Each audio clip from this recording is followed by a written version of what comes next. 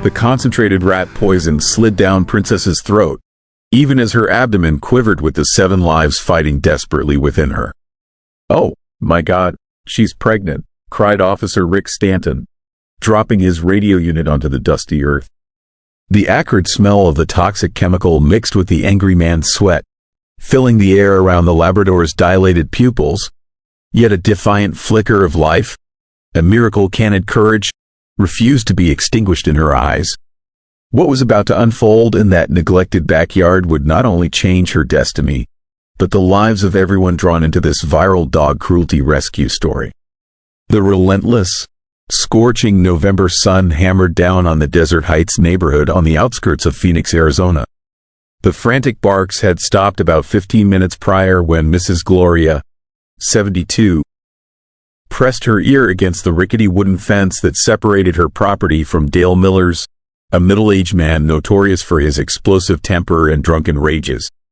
The weak, whimpering sounds coming from the neighboring yard made her heart pound, a sound of deep canine agony that chilled her soul. It wasn't the first time she'd heard troubling noises from over there, but something about this morning felt different. More urgent, more desperate, screaming felony animal cruelty. "Cindy, come here, honey," Mrs. Gloria called, nervously beckoning her daughter who was tending her small backyard garden. Cindy Olson, 45, a high school biology teacher, hurried toward her mother, her brow furrowed in immediate concern. "What is it, Mom?" "Listen to this," the elderly woman whispered, pointing toward the fence, her hand shaking. Cindy pressed her ear to the weathered wood and felt a shiver race down her spine. The whimpers were barely audible now, punctuated by shallow, ragged breaths. "It's Princess," Cindy finally concluded, referring to the gentle, golden Labrador that Dale kept chained up in the yard. "Something is very wrong." In that exact moment, the unmistakable sound of glass shattering and a furious scream echoed nearby. "You'll learn not to trash my house, you worthless mutt." Cindy hesitated only for a second before running inside, grabbing the phone, and dialing 911. Her hands were trembling as she frantically reported the situation to the dispatcher. "This is an emergency. He's hurting the animal. I think she's been poisoned and she's pregnant." Meanwhile, in the neighboring yard, Dale Miller observed the Labrador convulsing on the dirt floor with pure contempt. A broken dish, smeared with leftovers mixed with a dark residue of industrial rat poison, lay beside her. Princess had managed to partially vomit, but it was clear a significant portion of the toxin had been ingested. Her swollen belly moved in irregular spasms as she fought for every single breath, a mother's fight for survival. Dale mumbled something unintelligible, slammed the door, and retreated inside his shack. He didn't care what happened to the animal. He bought Princess 2 years ago to look tough, but she'd proven too docile for his liking. And now, pregnant, she had become a liability and an even bigger nuisance. Less than 10 minutes later, the Phoenix police cruiser pulled up in front of the residence. Neighbors were already gathering on the sidewalk, pointing and whispering, their faces etched with shock and anger. Cindy rushed to the officers, quickly explaining the dire situation. "The puppies? They're going to die if you don't do something fast," she pleaded, gripping the arm of Officer Rick Stanton, a determined-looking young man. The senior officer, Sergeant Marcus, gave the order to breach the gate. Since it was padlocked, they didn't hesitate to jump the lateral fence. The backyard was a mix of construction debris, rusty tools, and accumulated garbage. And there, in the furthest corner, beneath a scraggly mesquite tree, lay Princess. Her golden fur, once shining, was now dull and dirty, matted with sweat and vomit. Her belly moved unnaturally as her breathing became visibly labored, a critical veterinary emergency. Rick felt his stomach clench when he saw the scene. Raised with farm animals on his grandpa's ranch, he couldn't hold back the raw emotion. He dropped his radio unit and sprinted toward the animal while Sergeant Marcus headed to the house door to confront the owner. Kneeling beside Princess, Rick instantly recognized the critical nature of her distress. "Hold on, girl," he whispered, gently stroking the dog's head. Her eyes, though glazed with pain, met his for a fleeting moment. In that look, Rick saw something that would brand him forever. A silent plea, not just for herself, but for the life she carried inside, the unbreakable maternal instinct. There was no time to waste. Every single second counted in this life and death struggle unfolding in a dusty Phoenix backyard. "We need to get her to a vet clinic now," Rick yelled to Sergeant Marcus, who was returning from the house after handcuffing Dale Miller. The man, still screaming threats and obscenities, was being escorted to the patrol car. "Scumbag," shouted a neighbor as Dale passed, now in cuffs. "Coward," Dale held his chin high as if this were merely a temporary inconvenience. He showed absolutely no remorse for Princess's condition. "Take it easy, folks," Sergeant Marcus requested, putting the man into the back seat of the cruiser. "Justice will be served." Rick had already wrapped Princess in a frayed old blanket he'd found in the debris. The Labrador was heavy. Her pregnant state made the rescue even more delicate. Carefully, he lifted her into his arms, feeling the animal's trembling body against his chest.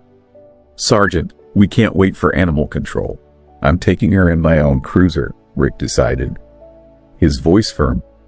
"I know a vet nearby, Dr. Evelyn Reed. She works at the Animal Lifeline Clinic downtown."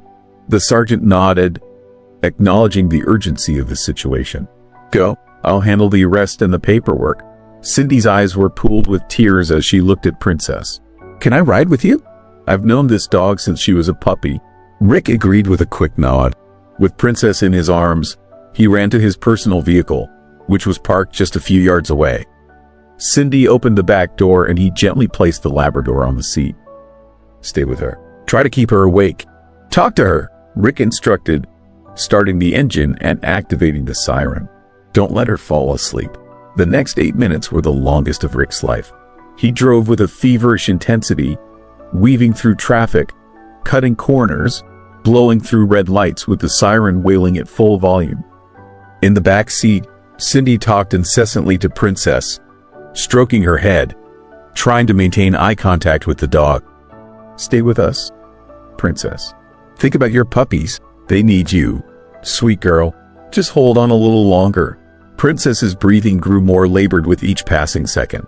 Her mouth was lightly foaming, and her body jerked in irregular spasms, a horrifying sight. Her eyes, once so full of life, were now fighting desperately to stay open. The Animal Lifeline Clinic finally appeared in sight. Rick slammed on the brakes in front of the emergency entrance and leapt out of the car. "Emergency! Pregnant dog poisoned," he shouted, rushing inside with Princess in his arms.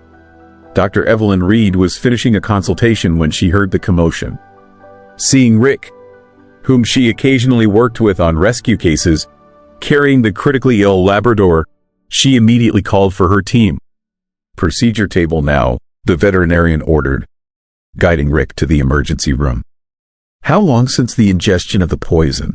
"We don't know exactly. The neighbors heard the commotion about 30 minutes ago," answered Cindy, who was close behind. Dr. Reed quickly examined Princess's eyes and gums while her assistant, Luana, prepared an injection.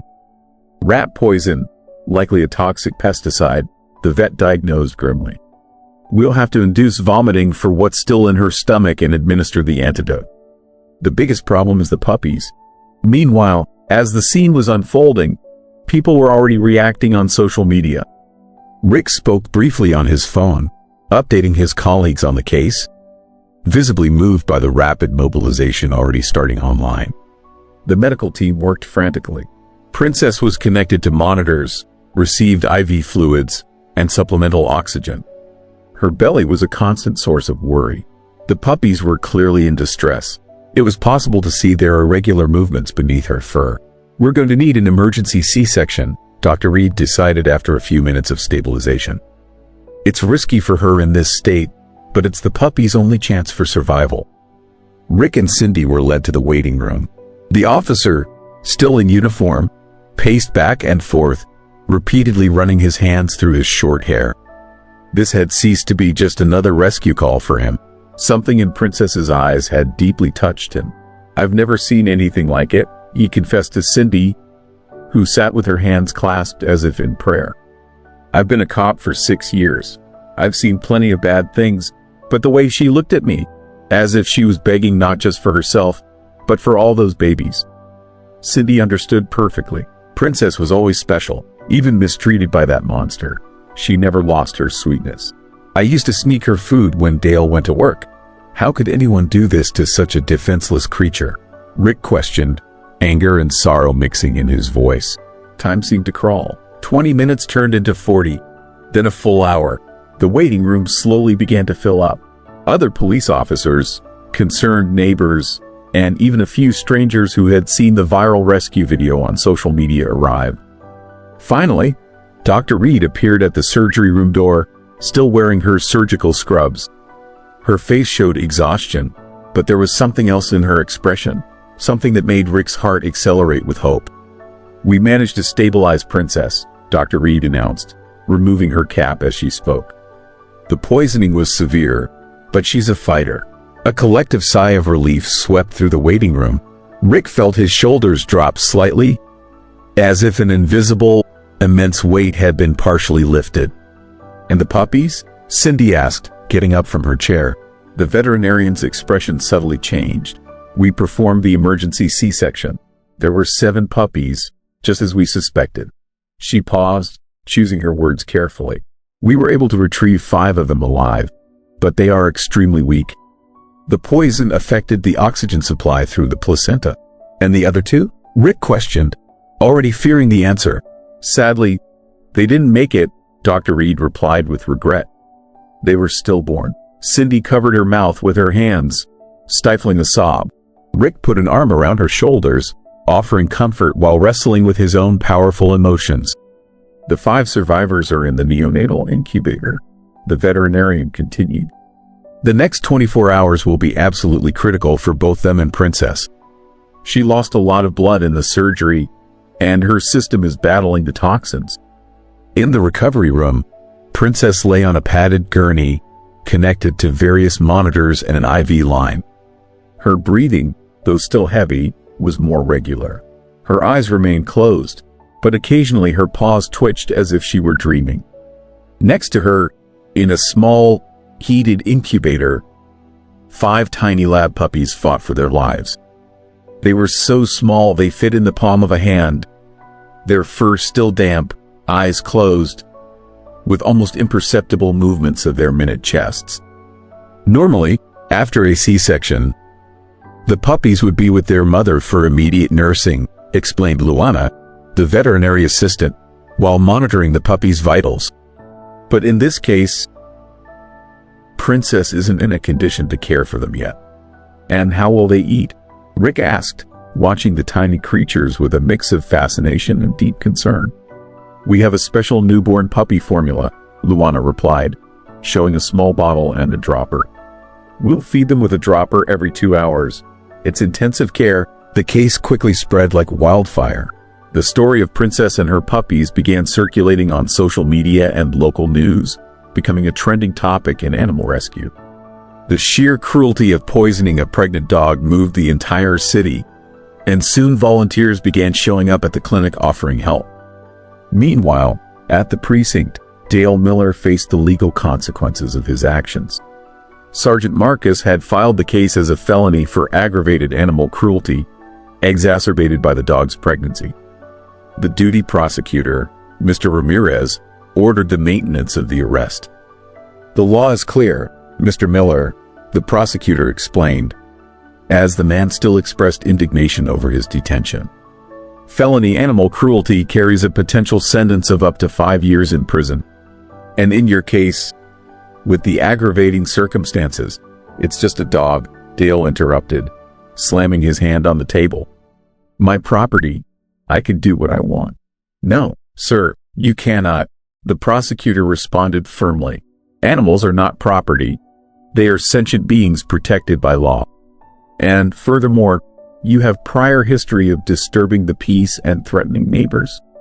Back at the clinic, night fell. The veterinary team worked in shifts, constantly monitoring Princess and feeding the puppies every 2 hours. Rick, even after his shift ended, stayed at the clinic. Sitting in a chair next to Princess's gurney, he occasionally stroked the top of the Labrador's head. "You've got this, girl," he murmured. "Your babies are waiting for you." Around 3 a.m., one of the monitors connected to Princess began beeping insistently. Luana, working the overnight shift, rushed over to check. "Blood pressure is dropping," she yelled to Dr. Marcello, the on-call veterinarian. Irregular heart rate. Rick was quickly moved away from the room as the team worked frantically around Princess. From outside, he could only see silhouettes moving quickly, hear medical orders being shouted, and machines beeping urgently.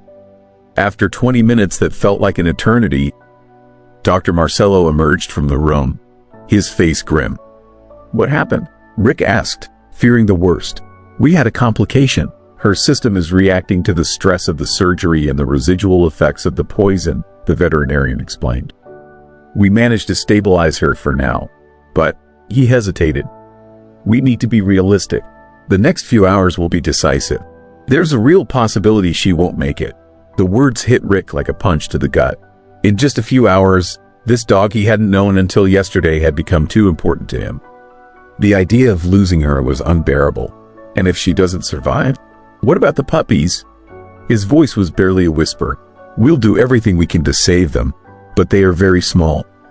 They still need their mother," Dr. Marcello replied honestly. "It will be a very difficult battle."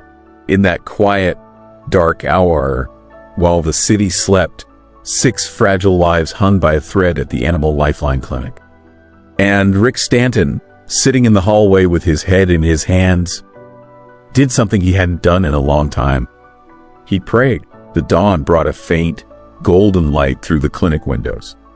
Rick had dozed off uncomfortably in the hallway chair. His neck ached, but it didn't matter. The first thing he did when he opened his eyes was look for Dr. Reed or any team member for news. Luana spotted him and approached with a cup of coffee.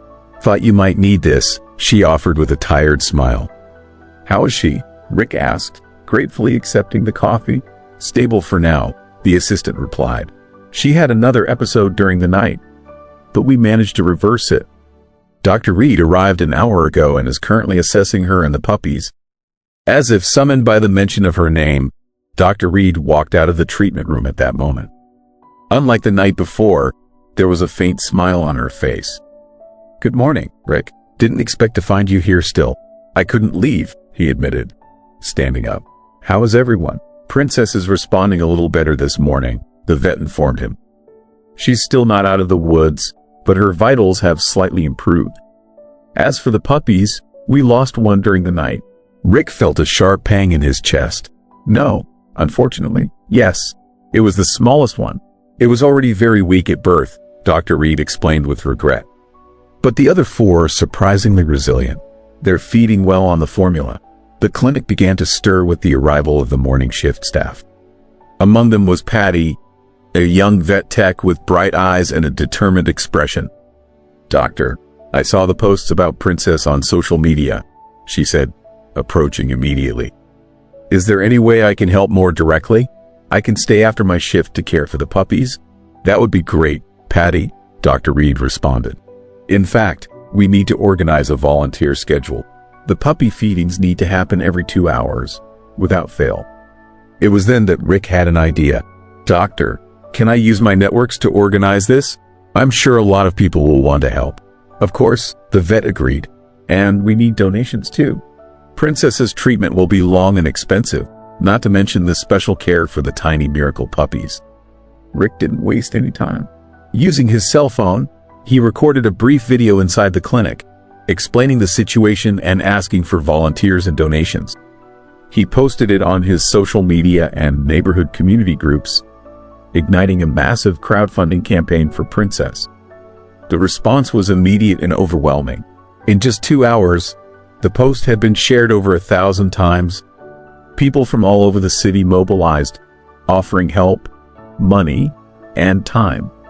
Cindy, who had gone home to rest the previous night, returned to the clinic bringing old blankets to make more comfortable nests for the puppies.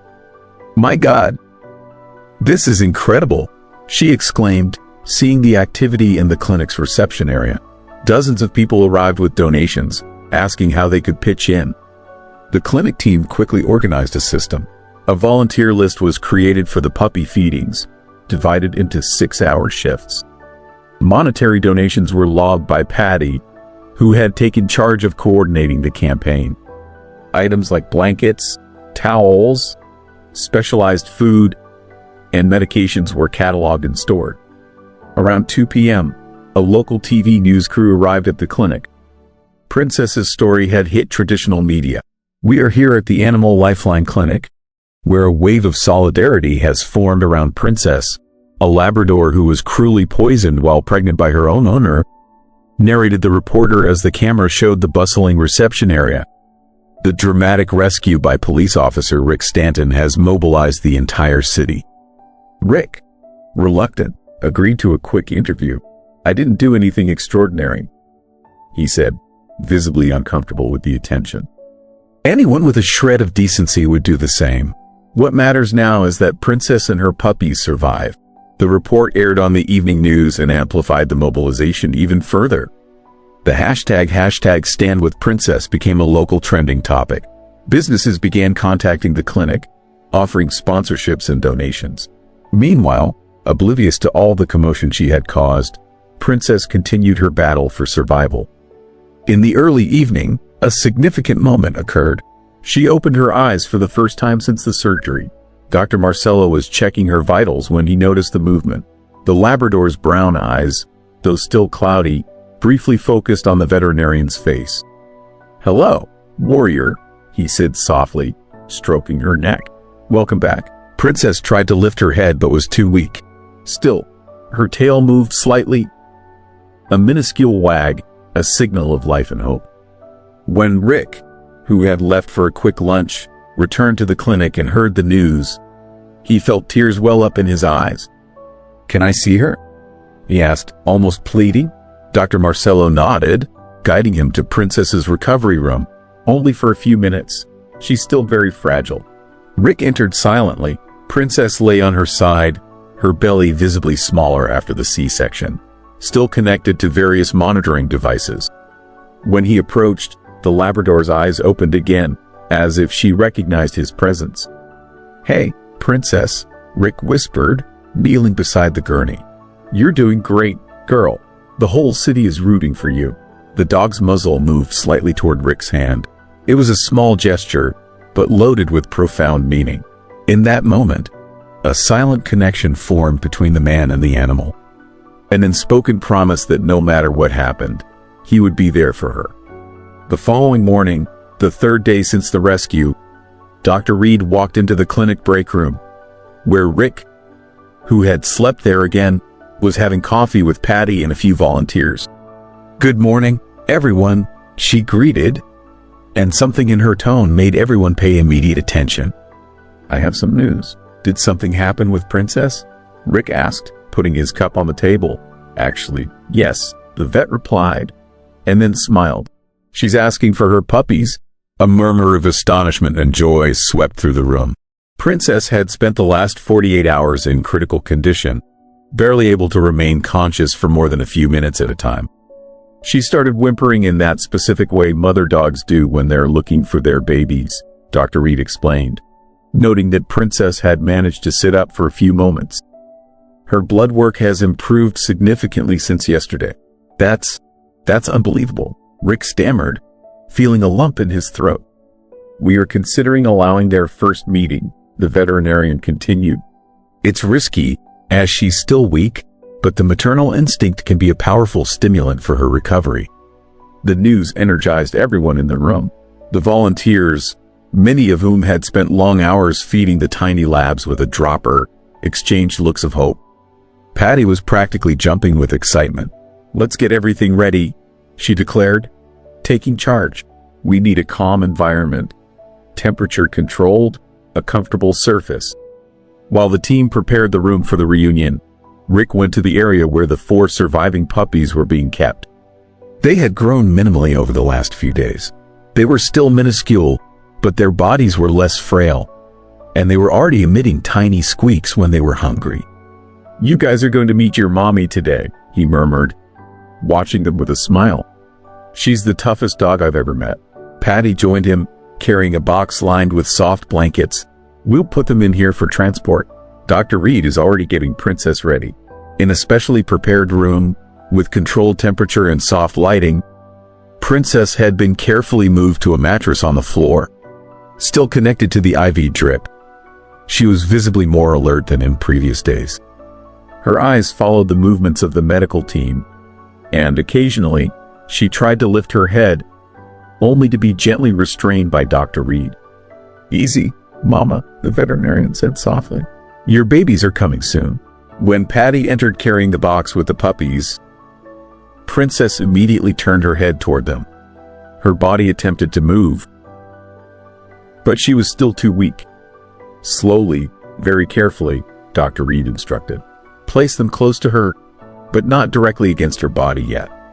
Let's see how she reacts." Patty obeyed, placing the box near Princess's muzzle.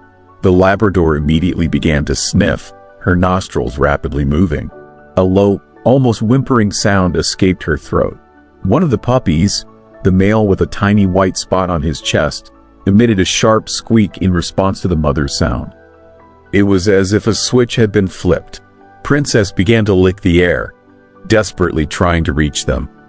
"She recognizes them," whispered Rick, watching from the doorway, feeling an overwhelming emotion. "Let's move them a little closer," Dr. Reed decided, signaling to Patty. With extreme care, the vet tech removed the puppies one by one from the box and placed them alongside Princess, at a distance that allowed her to lick them without accidentally smothering them. What happened next moved everyone in the room. Princess, gathering strength that no one knew she possessed, began to meticulously lick each puppy, cleaning them, stimulating them. The little ones responded with more vigorous movements, emitting sounds that, although weak, were undoubtedly full of life. "Incredible," murmured Dr. Marcello, who had also entered the room. "The maternal instinct is one of the most powerful forces in nature." After a few minutes, observing that Princess showed no sign of aggression or stress, Dr. Reed gestured to Patty. "Let's try to get one of them to nurse." With utmost care, Patty took the strongest puppy, a female with darker golden fur, and positioned her near Princess's teats. The puppy, guided by instinct, began to move in the right direction and, in a few seconds, had found its goal and started to suckle. Princess closed her eyes as if feeling relief. A deep sigh escaped her chest, and for a moment, everyone feared the worst until they realized it was simply a sigh of contentment. One by one, the other 3 puppies were placed to nurse. Not all of them managed to feed effectively. 2 were still too weak to suckle hard, but the contact with their mother seemed to revitalize them. "This is just the beginning," Dr. Reed explained to Rick as they watched the scene. "They'll still need supplemental feeding, and Princess will require intensive care for a while longer. But this is a gigantic step." Rick couldn't speak. The image of Princess, still visibly weak, yet finding the strength to care for her puppies, had touched something profound inside him. He remembered that first look exchanged in the backyard during the pregnant dog rescue and how he had felt an immediate connection to the animal. In that moment, watching mother and puppies reunited against all odds, Rick Stanton made a decision that would change his life forever.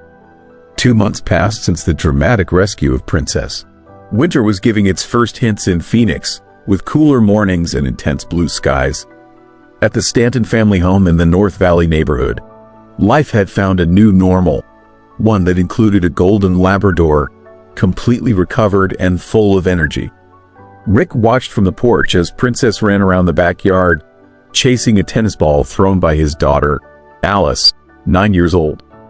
The dog's coat, once dull and lifeless, now gleamed under the morning sun. There were no longer visible traces of the trauma that had almost cost her life. "She looks so happy," commented Anna, Rick's wife, approaching him with 2 mugs of coffee. "It's amazing how animals live in the present," Rick replied, accepting the mug gratefully. "No grudge, no resentment, just gratitude and joy for every new day." Princess's adaptation to her new family had been surprisingly smooth. Since the first day they brought her home, 3 weeks after the rescue, she demonstrated absolute trust in Rick and, by extension, his family. With Alice especially, Princess developed an immediate bond. The girl had actively participated in the dog's recovery, visiting her at the clinic whenever possible and helping to socialize the puppies. When the day finally came to bring Princess home, it was Alice who guided her through the rooms, introducing her to every space with the patience and sensitivity that only children possess. Rick's phone buzzed with a notification. It was a message from Patty in the Princess's Pack WhatsApp group, created to keep everyone involved in the rescue and adoption updated on the dog's development. "Look, Luna is already learning to sit today," the message read, accompanied by a video of the darker-coated female puppy, now almost 12 weeks old, obediently sitting on Patty's command. Patty had decided to permanently adopt Luna. "Wow, she's huge," Anna commented, looking over Rick's shoulder. The group was extremely active. Almost daily, the owners of the other puppies shared updates. Star, formerly Estrella, had been adopted by Cindy and her mother, Mrs. Gloria. Flower, formerly Floor, had found a home with one of the clinic nurses, and Thunder, formerly Troval, now lived with Sergeant Marcus, who had been charmed by the largest puppy in the litter. "I think we need to organize a reunion soon," Rick suggested, replying to Patty's message. "It would be cool to see if Princess recognizes the puppies." The suggestion was immediately welcomed with enthusiasm by the other group members, and the date was set for the following weekend at the park near the Stanton house. On the agreed-upon day, the weather was perfect, sunny but with a cool breeze. Rick arrived at the park with Princess and his family a little before the scheduled time. The Labrador, sensing the excitement in the air, seemed more energetic than usual, lightly pulling on her leash as they walked through the grassy area. Patty was the first to arrive with Luna, who was almost unrecognizable. The small puppy was now a juvenile Labrador, still clumsy, but with lively eyes that strongly resembled her mother's. The moment Princess spotted her daughter was almost magical. The adult Labrador stopped suddenly, her ears raised in attention. Her entire body seemed to vibrate with anticipation. Rick slightly loosened the leash, allowing her to approach Luna. Mother and daughter sniffed each other for a few moments, a primal recognition happening between them. Then, Princess began to lick Luna's muzzle energetically, while the young dog responded with small barks of joy. "She recognized her," Alice exclaimed, jumping up and down with excitement. "Of course she did," Patty replied, emotional. A mother never forgets her children. In a few minutes, the other siblings arrived with their respective families. The scene repeated itself with each of them, the initial recognition, followed by demonstrations of affection that left all the humans present with tears in their eyes. Cindy, watching Princess interact with Star, approached Rick. "You know, when all that happened, I thought I'd never be able to have faith in people again," she confessed. "Seeing someone do what that man did to Princess. But then you showed up, and then all the volunteers, Dr. Reed, Patty.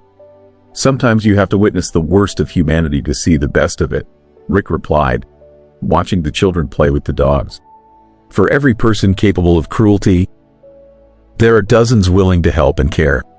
The dogs were now running freely in the park's fenced area, with Princess occasionally pausing to check on each of her puppies, as if she still felt responsible for them. It was a dance of pure joy, without any trace of the traumatic past. Meanwhile, behind the scenes, other positive changes were happening.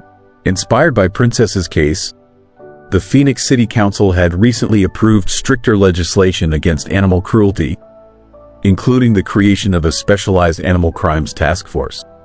Rick had been invited to give talks in schools on the subject, using Princess's story as an example of the impact a single rescue action can have. The case had become a symbol of hope and transformation. Dale Miller, for his part, faced the consequences of his actions. After the initial hearing, he had been formally indicted by the district attorney and was awaiting trial. The case, due to its high profile, was being closely monitored by animal rights organizations across the country. But on that sunny afternoon in the park, no one was dwelling on the dark past. The focus was on the present, on the joy of the reunion, on celebrating the life that had prevailed against all odds. As the sun began to set, the families gathered for a group photo, Princess at the center, surrounded by her 4 puppies and the people who had transformed an impending tragedy into a story of redemption. "You know, this is just the beginning, right?" commented Sergeant Marcus, holding Thunder, who had fallen asleep in his arms after the afternoon of play. "What we did for Princess and her family. There are so many other animals out there who need the same." Everyone felt it, understanding the weight of those words. The shared experience had awakened something in each of them, a deeper awareness, a sense of purpose. For Rick, especially, the pregnant dog rescue had been a turning point. Something in his worldview and his own work had fundamentally changed. And as he watched his daughter hugging Princess, he knew this wouldn't be the last time he intervened to save an innocent life. "Daddy, can we do this again?" Alice asked, referring to the reunion. "Whenever you want, Princess," Rick replied, smiling. "This is our pact now." The bright December sun shone over the large yard of the Second Chance Rescue Foundation, a nonprofit organization located on the outskirts of Phoenix. Volunteers moved between the kennels and catteries, distributing food, changing water, and offering affection to the rescued animals. At the center of this organized movement was Princess, the golden Labrador who, a year earlier, had been on the brink of death. Now, healthy and radiant, she accompanied Rick in his daily routine at the foundation he had helped establish. Rick, another rescue just arrived, called Cindy, who had become the ONG's volunteer coordinator. The local PD just called a pit bull in a serious neglect case out in Scottsdale. Rick, who was adjusting a new collar on one of the recently arrived dogs, nodded in acknowledgement. "Alert the transport team. I'll be there as soon as I finish here." Rick Stanton's life had taken an unexpected turn after Princess's rescue. 6 months after that fateful day, he had requested a temporary leave of absence from the police department to dedicate himself to a dream born of that experience, creating a rescue and rehabilitation center for animal cruelty victims. Using the civil damages settlement awarded after Dale Miller's conviction, Miller had received a 4-year sentence, initially served at a minimum security facility, plus the donations raised during the Princess campaign. Rick managed to buy a small property outside the city. With the help of volunteers, many of whom had been involved in the original rescue, he transformed the space into the Second Chance Rescue Foundation. The place quickly became a reference in animal rehabilitation, working in partnership with vet clinics, including Dr. Reed's Animal Lifeline Clinic, and with regional law enforcement agencies. Rick used his experience as an officer to assist in rescue operations and in reporting cruelty, creating an intervention protocol that would later be adopted by other institutions nationwide. Princess, naturally, became the mascot and symbol of the foundation. Her inspirational story was plastered on posters, T-shirts, and the organization's website. More than that, she played a fundamental role in the rehabilitation of new rescues. Her calm and affectionate presence soothed other traumatized dogs, as if she could communicate to them wordlessly, "I've been where you are. It's going to be okay."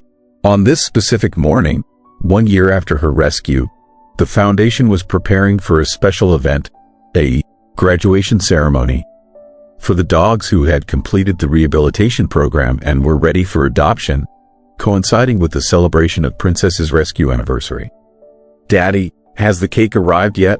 asked Alice, now 10, entering the kennel where Rick was working.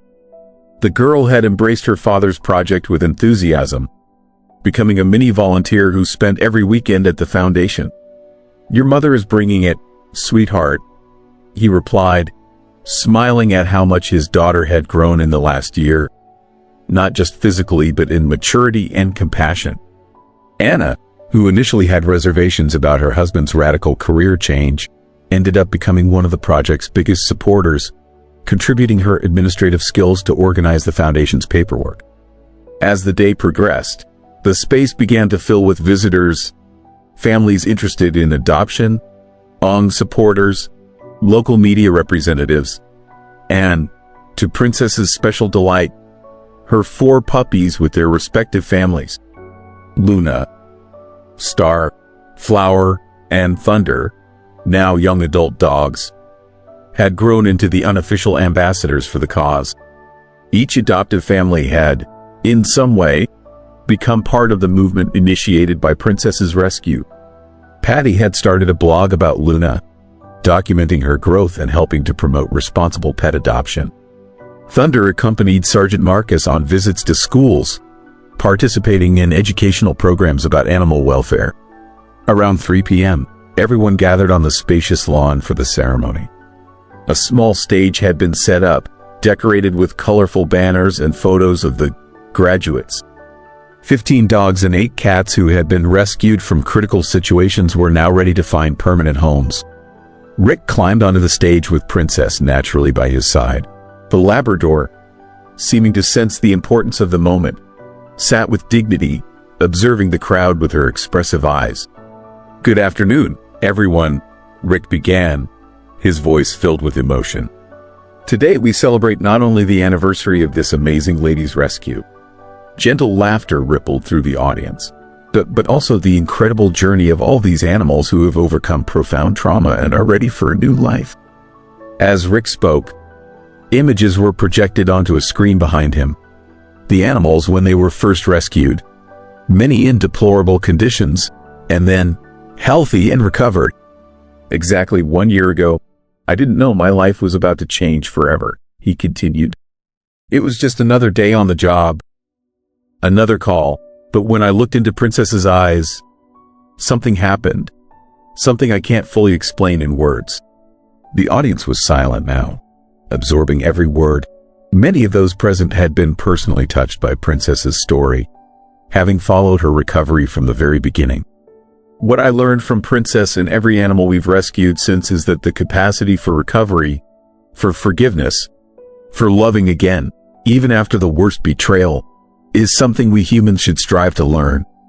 Cindy walked onto the stage with a special cake for Princess, made with dog-safe ingredients. The Labrador, recognizing the treat, wagged her tail animatedly, causing laughter in the audience. After the official ceremony, with each graduate symbolically receiving a certificate and a medal, the event transformed into an adoption fair. Pre-approved families who had been interviewed could finally take home the animals with whom they had formed a bond. Rick watched with satisfaction as, one by one, the rehabilitated animals found their new owners. Some cases were particularly moving, like Tigra, a mixed-breed dog rescued from a fighting ring who was now going home with an elderly couple who had visited him faithfully throughout his recovery. When the last visitor left and the volunteers began to clean up the space, Rick sat on a bench under a tree, exhausted but deeply fulfilled. Princess settled down beside him, resting her head on his lap. "It was a good day, wasn't it, girl?" he murmured, stroking the dog's silky ears. In response, Princess looked up at him with those eyes that had captured his heart a year ago. Eyes that held no grudge against the past, only gratitude for the present and anticipation for the future. "You know," Rick continued, as if talking to an old friend, "sometimes I wonder who saved whom that day." She tilted her head as if considering the philosophical question before suddenly standing up, ears alert. A car had just parked at the foundation entrance, and out stepped a family, father, mother, and a girl about 12 years old. Rick recognized them immediately. They were the Pereiras, who had expressed interest in Patch, one of the few dogs who hadn't been adopted during the event. "I think we have one more happy ending coming up," he smiled, standing. "Come on, Princess, we have work to do." And together, man and dog, they walked side by side toward the arriving family. One more page turning, one more life being transformed in the continuous story they had begun writing together on that fateful day a year ago. If this story touched your heart, just imagine how many more we still have to share. Subscribe to Whisker Tales, hit the bell icon, and join us for every new episode of Courage, Loyalty, and Second Chances. Because every life deserves to be remembered.